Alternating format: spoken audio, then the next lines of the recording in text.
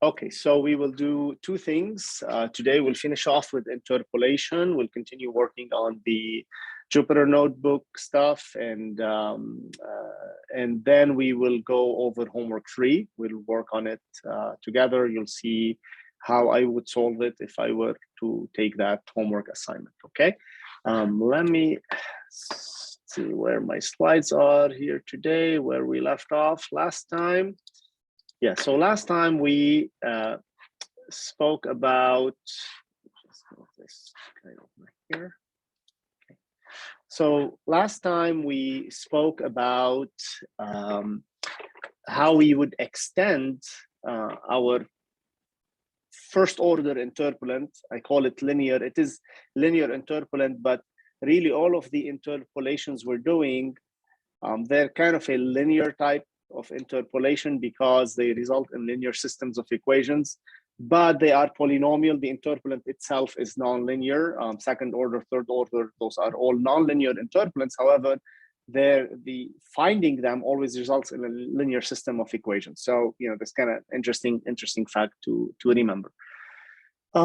So last time we said, okay, how could we do a higher order interpolant? And we said, you know, for 3 points, you can fit a quadratic because it has 3 unknowns, the coefficients, A0, A1, and A2, and, you know, you get a system of linear equations. And then we start generalizing. For 4 points, you could fit a cubic, so that's a third order polynomial, and then, you know, so on and so forth. And for n+1 points, you could fit an nth order polynomial. So that would mean fitting the entire data set. You had 100 points, you fit a polynomial of order 99. Okay, that would interpolate all of the data points together. Whether this is a good idea or not, we'll talk about this. It's a bad idea, okay? But then we need to cover the math and understand why it's a bad idea.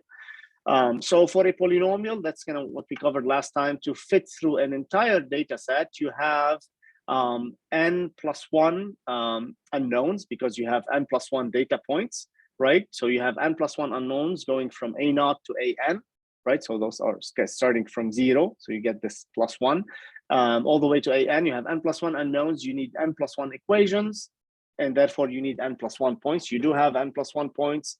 At each point, you pass the polynomials through that point, so you get n+1 constraints, okay? And in general, like I said, n+1 data points, you can fit at most a polynomial of order n.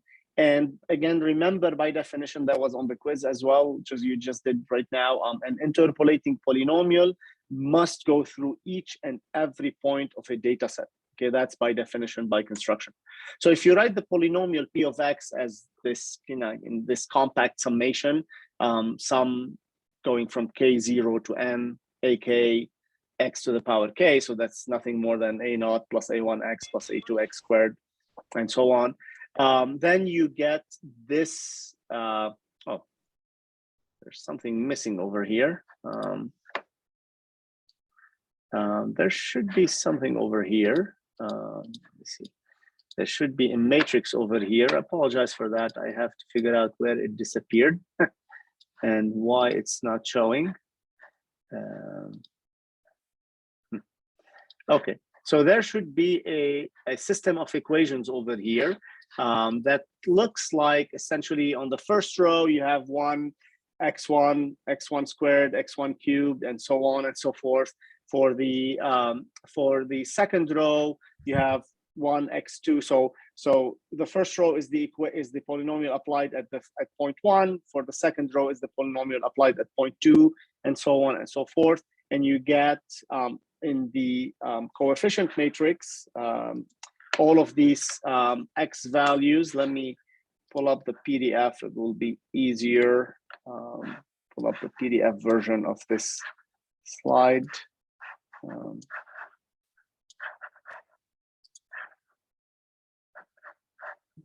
Second.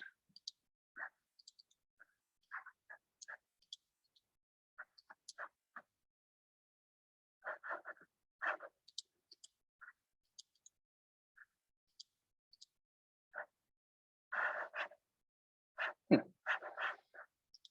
some reason, I cannot access my Google Drive either. Okay, I got it.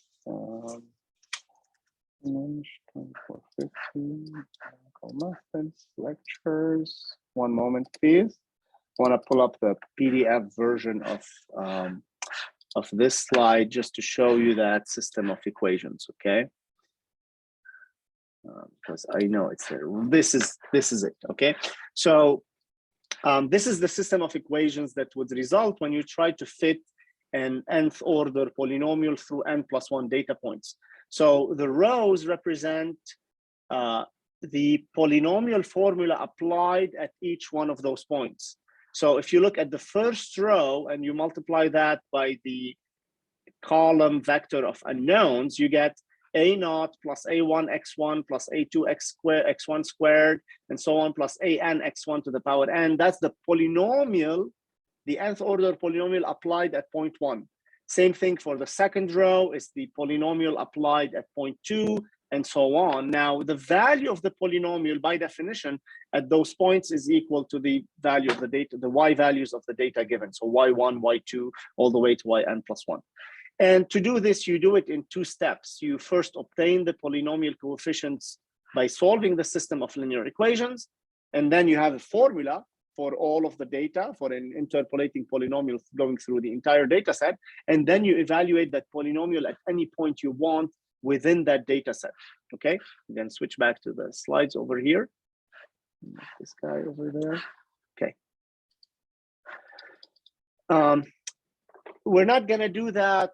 You can go ahead and do that in Python. But I think the point would be moot. It's not a very useful thing to do necessarily right now.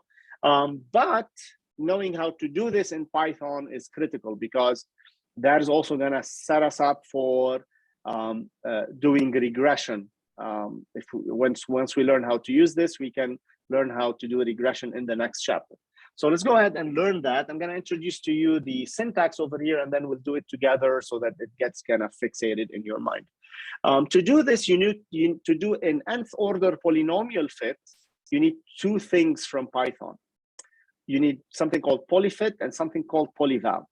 Now, if you recall, when we did straight line interpolation, all you needed was interp, right? That's the only function you needed from NumPy. However, to go to higher order, to polynomials of order 2 and higher, you need 2 things, polyfit and polyval. The formulas, the syntax for polyfit and polyval are shown here in the first 2 lines. Essentially, polyfit, what polyfit does, it takes your independent and dependent variables, so those are the xi and the yi, and what it produces, let me do an annotation over here, will be useful. Okay, so this line over here, this is the first step, is you call polyfit, you give it your input data. These are the independent variables, your xi values and your yi values. If you remember our problem, density and temperature, yi is density in this case, and xi is your values for the temperature, and your degree, that's the degree for the polynomial that you want to fit. So for n+1 data points, your degree is going to be n. We will talk in a minute if you mess up that degree, what polyfit will do for you. Now, polyfit, the objective of polyfit is only to find the coefficients of the polynomial, okay? So essentially what polyfit does, it solves that system of equations that we just presented and returns the coefficients, a0, a1, and so on, and a2, and so on, and so forth. So P contains an array of the coefficients, okay? Well, like I say here, P is a vector of coefficients of the polynomial returned in this order. So an minus 1, all the way to a0. So when you implement this in Python and you run it, when you print P, your first entry is in P is the nth coefficient. Your second entry is coefficient n minus 1, and so on. So it kind of puts them in reverse order, okay?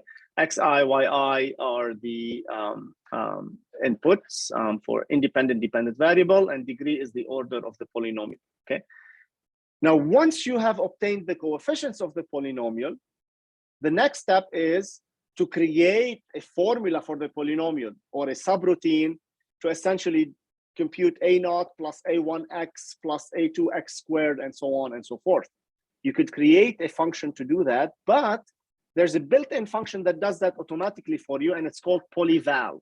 So when, in other words, evaluate a polynomial given these coefficients in P. So notice how we're gonna take P and put it over here. So let me clear up the annotations, okay? So now you take this set of coefficients or the array of coefficients and pass it to polyval, okay? And say, I wanna evaluate this polynomial that has these coefficients at this point or these points xe, okay? So this is where you want to evaluate your polynomial at, and it's gonna return your values in ye. So xe, like we did last time, could be one value or could be 50 values, doesn't matter. That's where you wanna evaluate your interpolant. And ye are the values, the interpolated values you're looking for, okay? So this is described kind of over here. All right. Now, a critical point to be said about degree is that if you choose degree, if you have n+1 points and you choose degree n, then you'll get an nth order polynomial that goes through each and every point, okay? So to fix ideas, let's say you have 10 points, you put degree equal 9, you'll get an exact interpolating polynomial. What if you put degree equal 2? It will work, but it's not gonna return an interpolating polynomial. It will return what's called a regression, okay? So right now, for the chapter of interpolation, your degree needs to be if you have n+1 points, your degree needs to be n, okay? Anything other than that, we haven't covered yet. You're not responsible for, you might not understand what it's returning to you. We will cover that in the next chapter, okay? Hey, Dr. Saad, I have a question. This is Nathan. Hey, Nathan, yes. So there are advantages and disadvantages using the high number of degrees where it's like the exact number you need, and there are advantages using a lower regression with lower number of degrees. Is that correct? Yes, but we haven't talked about regression. Regression is not gonna go through all points in the polynomial. So that creates, a different story. We're gonna talk about the disadvantages of using a high order polynomial and why it's a bad idea in the coding activity next. But once we hit regression, yes, we will talk about the advantages of regression and when to use it. When you have data that has a clear pattern, like the density and temperature, just use an interpolant. But when you have data that's scattered all over the place, where if you fit a polynomial, it's gonna look like kind of jagged like this, then regression is a better fit. Okay, regression is a better thing to do. We'll get to see many examples on that. Okay, that's good point. You're kind of jumping ahead, which is great. Okay, so let's now okay, I get my mouse back. All right, so let's now continue working on that interpolation notebook that we were working with last time. So I want you to go ahead and open up interp activity 1 with gaps, and we will pick up where we left off last time. Okay, let me see where I have that. Interp activity, okay. Excuse me. Okay. You probably can't see it very well, can you? Let me zoom in a little bit. Is this better? Yes. Okay. Okay, so again, go ahead and execute. Oh, that's kernel restart. Let me restart the kernel. So go ahead and execute whatever we had in that notebook last time. Last thing we did was the reverse interpolation, and we learned how to arg sort, do sort an array, etc., etc. So we can do all that. Okay, now we hit polynomial interpolation. Okay, let us now attempt to do polynomial interpolation on the density temperature data set for air. And I want to import polyfit and polyval. Now, like I said, the first thing we do polynomial interpolation in 2 steps. Oops, let me show you the slides again. Okay, so first we need to do polyfit, and polyfit takes xi and yi values. So applied to the temperature and density data set, what is your xi and what is your yi and what is your degree over here? So go ahead and spend a minute to do this, okay?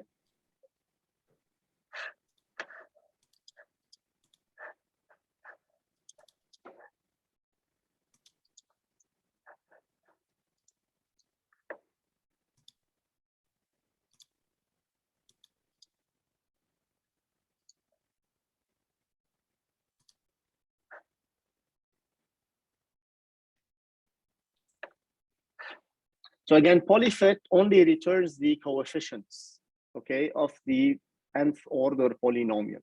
Okay, so you need three things over here.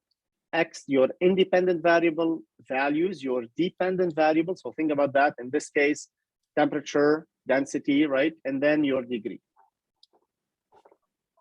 Okay, so let's see. Anyone got something?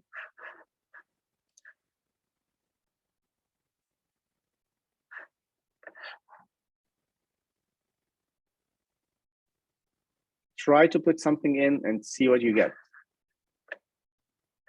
So think about it. What's our independent variable here? We're plotting density versus temperature. So we're looking to interpolate. We're treating the temperature as our independent variable, right? Because we're looking for the density at 412 or something, right? So that was kind of the problem we started with along. So it makes sense to put the temperature T as our independent variable. And remember, if you go all the way back to the beginning, we defined T as our variable, and temperature was defined in T, and the density was defined in rho. So going back to the polynomial interpolant, our independent variable is T, or the points, right? Our dependent variable is going to be rho, okay? Now, what about degree? What would we put in there? So we said for n plus 1 data points, you need n. Or in other words, if you have n data points, your degree is n minus 1, correct? So just do like len t minus 1? Yes, okay. So can you explain why we did that? Well, the len t gives you the length, the number of values, and then the minus 1 gets Correct. it to the appropriate number we want for the polyfit. Perfect.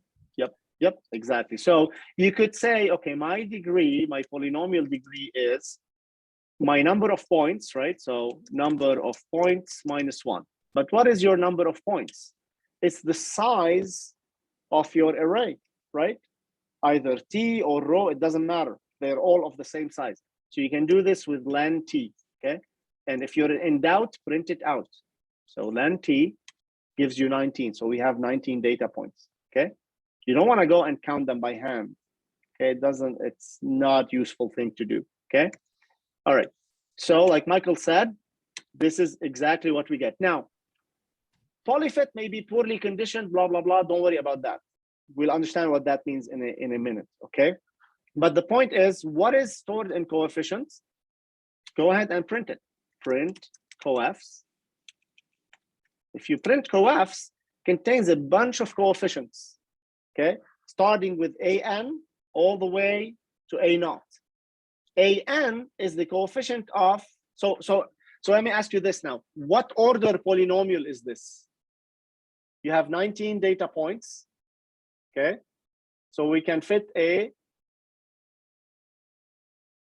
what order polynomial can we fit with 19 data points?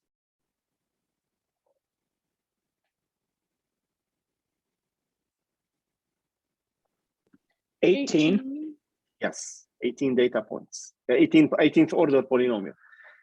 So the first coefficient here is the coefficient multiplying x to the power 18, okay? X to the power 18. This one multiplies x to the 17 and so on, and this one is a naught, the first, the coefficient that multiplies 1, okay? That's what's in coefficients. Now, once you have coefficients, you're gonna go ahead and do an evaluation of that polynomial at the desired data points, okay? So now I want you to try to evaluate the density at t equal 412 and 415.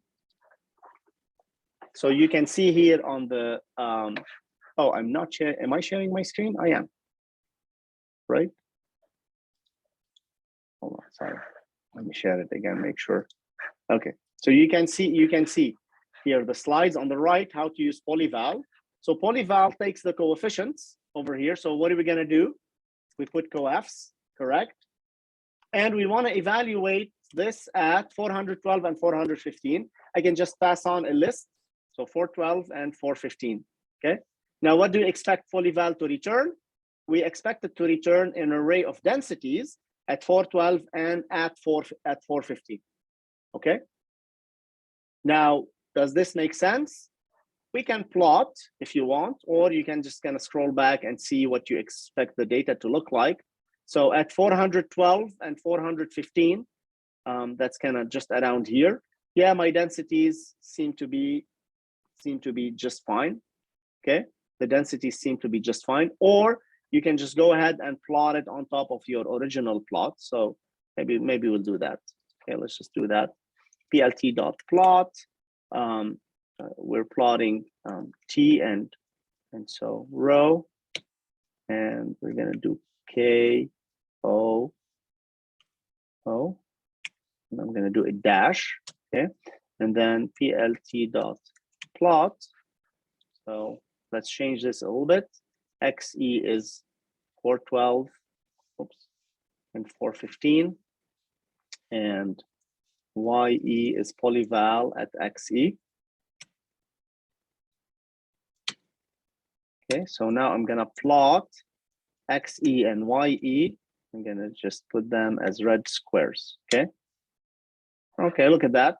Kind of makes sense, right? So we're good. We are falling right there in between, okay? Now I'm gonna ask you evaluate the density at t equal 980, okay? So go ahead and do this with polyval, and let me know what you get. So you're gonna pass the coefficients to polyval. Those are the coefficients of the polynomial, and you wanna evaluate it at 980. So what do you get?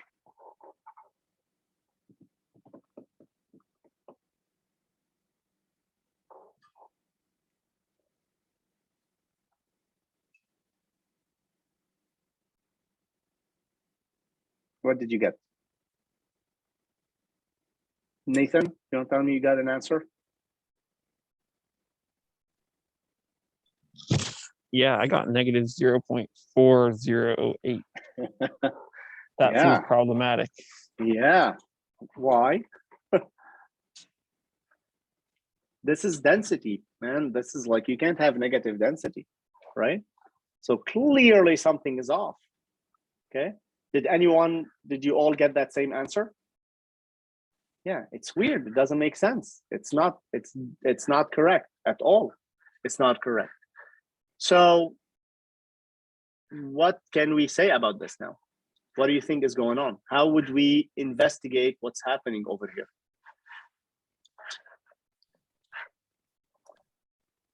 Okay, so when we plotted, yes.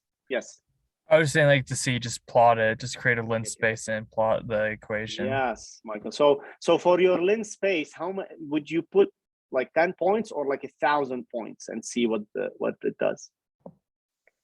I mean, 1,000 isn't too many. Yeah. Well, it's quite a bit. It's more, definitely more than the original data. So what Michael is suggesting is, let's go ahead and create a plot of the polynomial, but let's plot it at a lot of points in between the data that is given to us. So when you look at this plot, those black circles, black disks, they represent the input data that was given to us. Now, when we interpolate it at 980 degree Kelvin over here, something was happening between these two data points. To see what's happening, we need to plot that polynomial in between all of those points. So Michael said, let's create a dense lint space, a lot of points between whatever, 100 and 1,000. Let's create a lot of points and plot the polynomial, okay? So let's go ahead and do that together. So I'm gonna create, let's call it T dense, is np.linspace. I'm going to go from 100 to 1000. I'm going to put, maybe 500 data points. Okay. Even 100 is even sufficient in this case.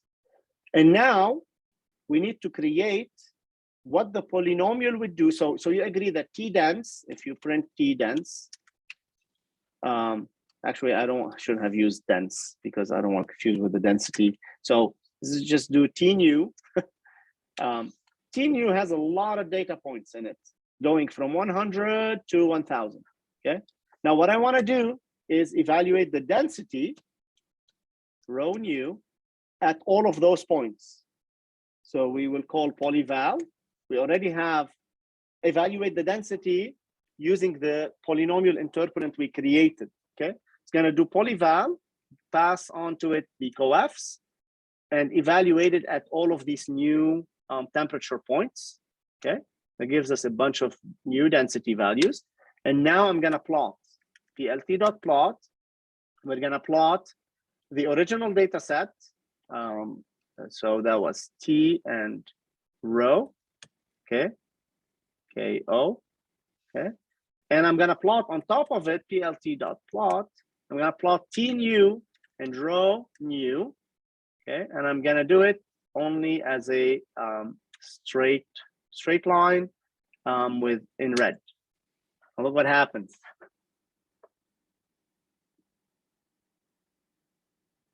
Okay, did you know what we just did now? We evaluated the polynomial interpolant of all of these black data points. We evaluated the polynomial everywhere in between those points to see how it behaves. Now that polynomial goes through each and every point of the original data.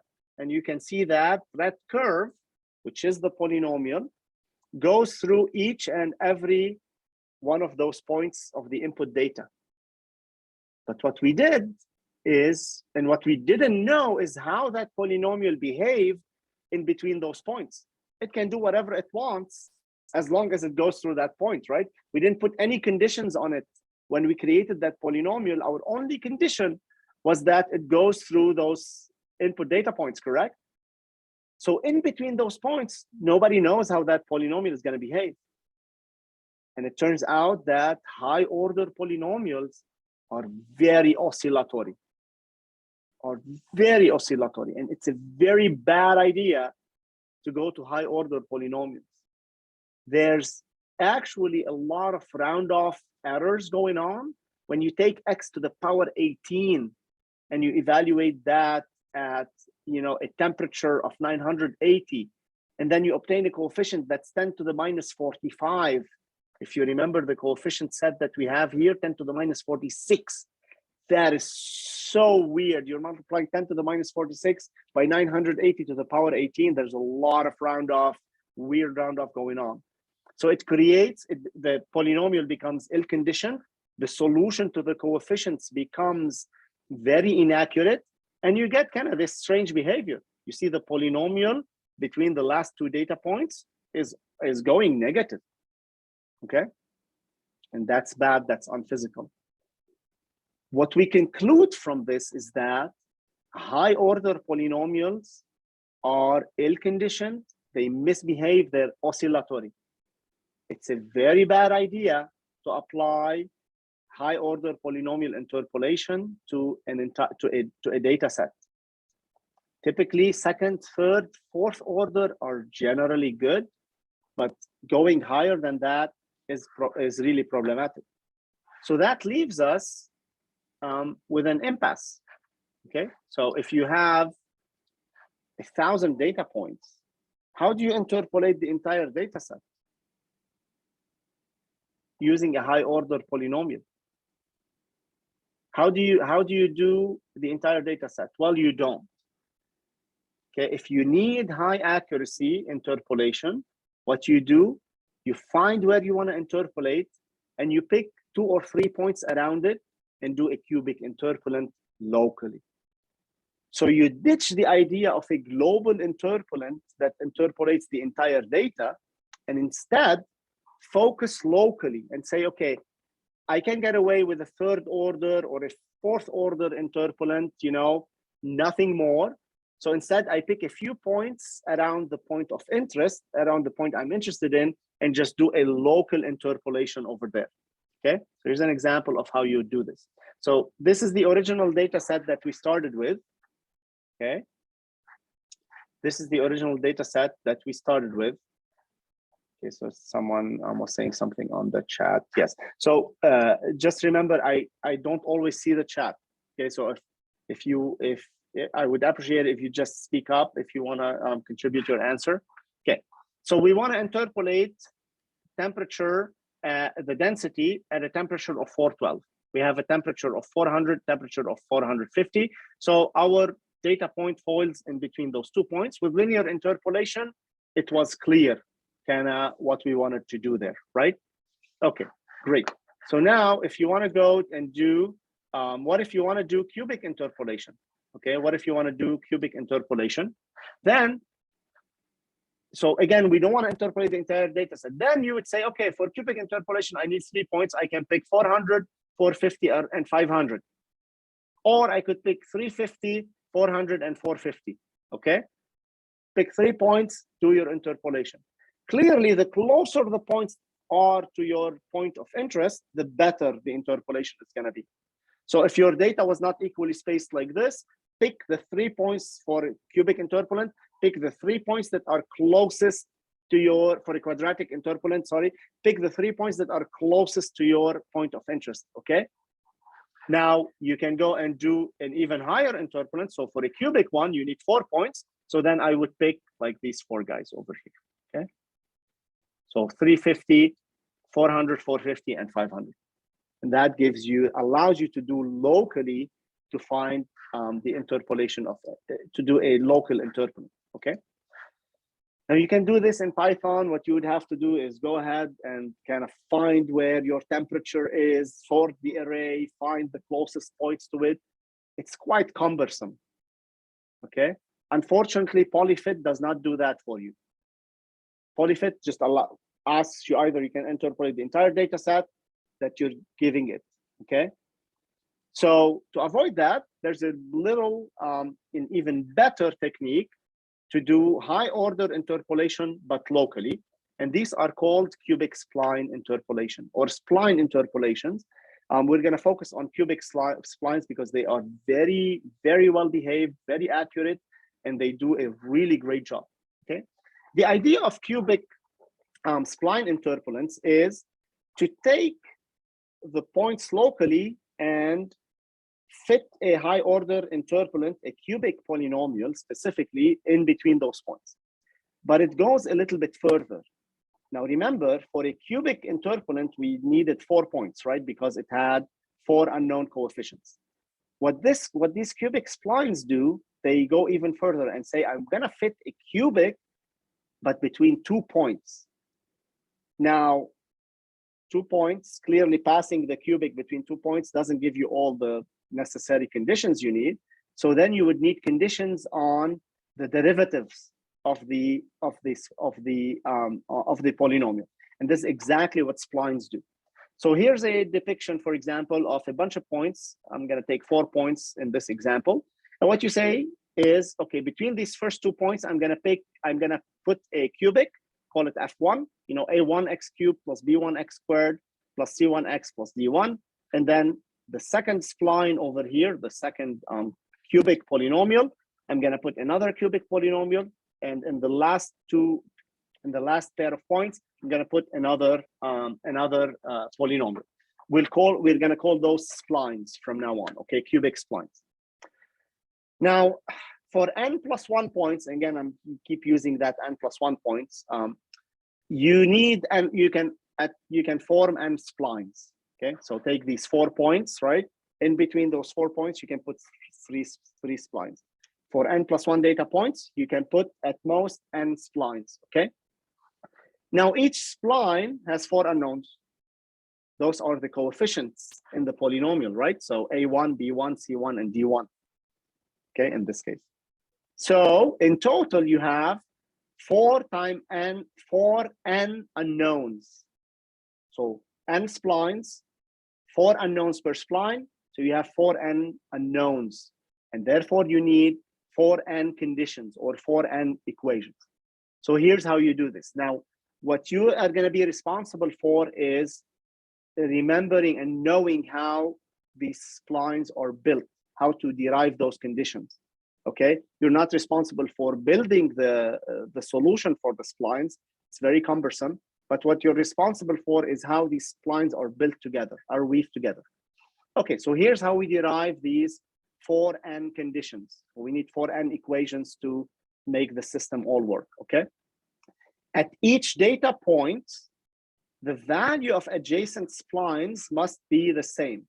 In other words, and specifically, this applies to all the interior points. So over here at this point, the spline, the red spline, needs to be equal to the green spline, and they both need to be equal to y2, okay? So that gives you 2 equations. And same over here. At this point, the green spline is equal y3, and the purple spline is also equal to y3, okay? So this only applies at the interior points.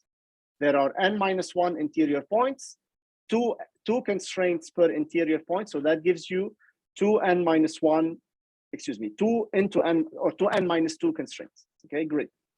Now, the next condition, at each point, at each interior point, so this one over here and that one over here, the first derivatives of these splines need to be equal. So in this case, f1 prime at x2 needs to be equal to f2 prime at x2. And same thing over here, f2 prime at x3 needs to be equal to f3 prime at x3, okay? That gives you n-1 conditions because there are n-1 interior points. Again, at each interior point, also the second derivative needs to be equal, okay? So same thing you get, so f double prime, f1 double prime at x2 needs to be equal to f2 double prime at x2. Same thing here, f2 double prime at x3 needs to be equal to f3 double prime at x3. So that gives you another n-1 constraint, okay? We still need 4 more constraints, okay? The first and last spline, they need to pass through the first and last data points. So this guy and that guy, okay? So that gives you 2 more constraints. And finally, we still need 2 more constraints, and this one is arbitrary. What you do, you go ahead and specify the curvature or the second derivative at the first and the last data point. In practice, we set the second derivatives to be equal to 0 at those points, okay? That's called a natural spline. That's the most common method of building splines, okay? With that, you get a total of 4n conditions.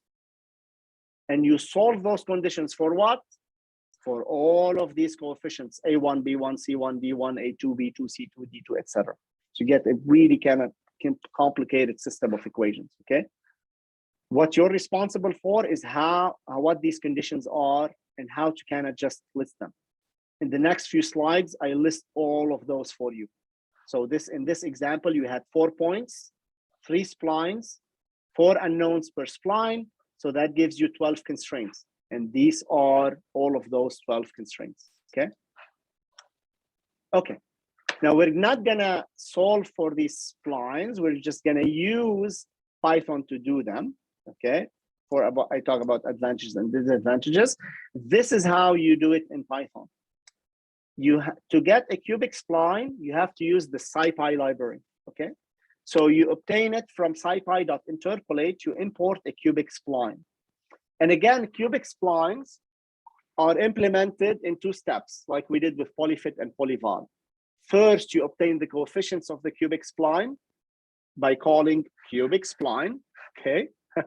This is the routine from scipy.interpolate. So you call cubic spline, you give it your input independent variables and your input dependent variables, and you get a bunch of coefficients over here, okay, CS, okay? Call that CS. And then you apply CS, okay, on your desired, where you want to interpolate your data at, okay? Very simple, just like polyfit and polyval. So let's do an example with this.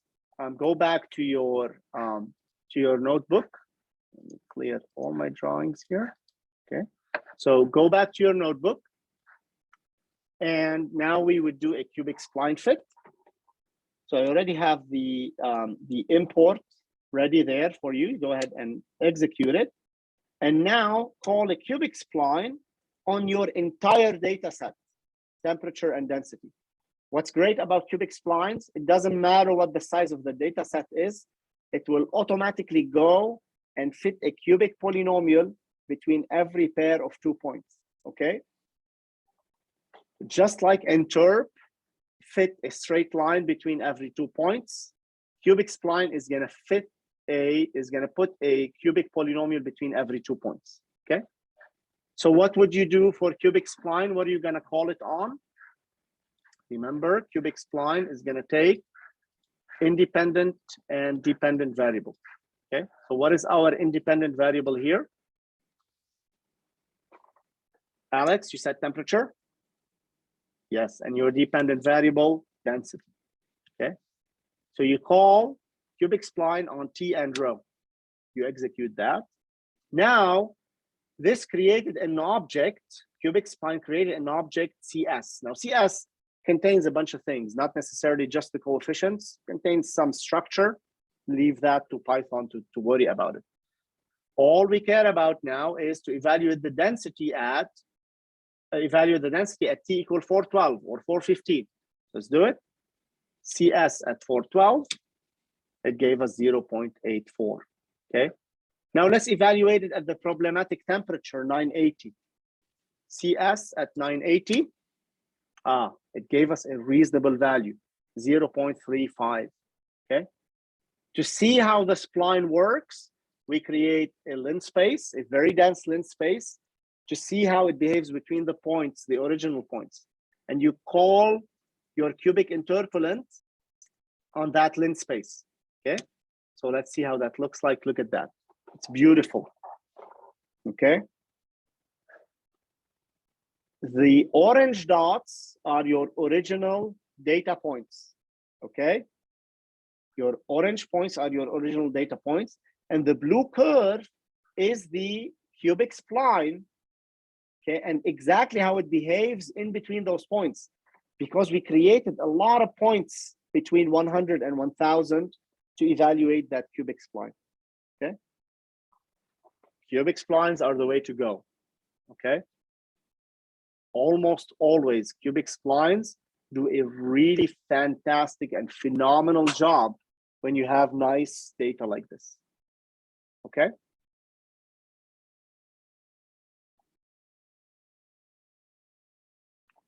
Hopefully, if you've used cubic splines before, if not, so I would do either linear interpolation or cubic splines.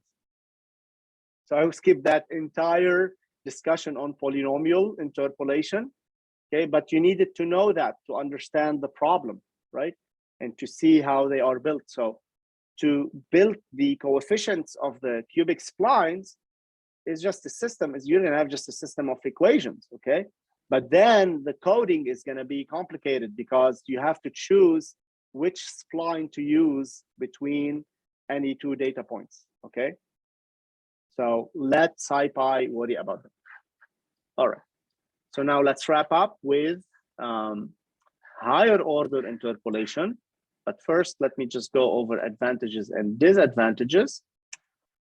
So splines, they provide a nice and smooth interpolant, more accurate than linear interpolation, and doesn't get oscillatory like high order interpolation, okay?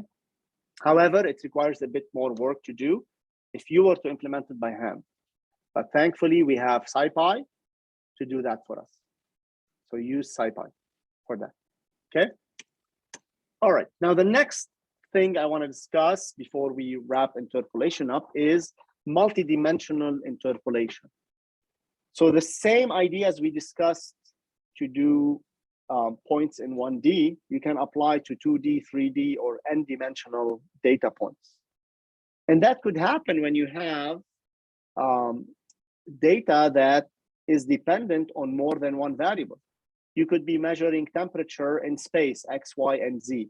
You could be measuring temperature in space and time, and depending on pressure, for example. You can measure density depending on 5, 6 different variables, right? So your data can become multidimensional very quickly, okay?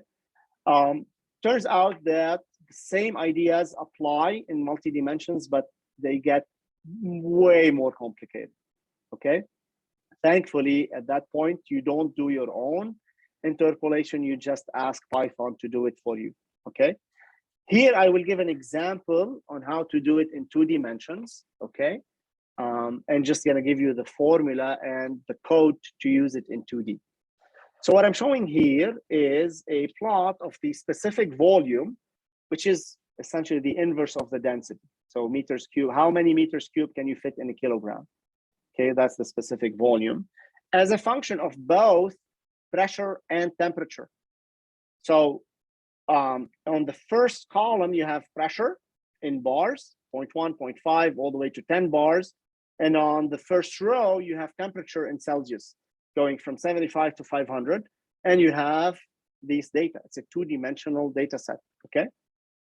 Now, suppose I ask you to find the specific volume at 0.75 bar and 175 degrees Celsius.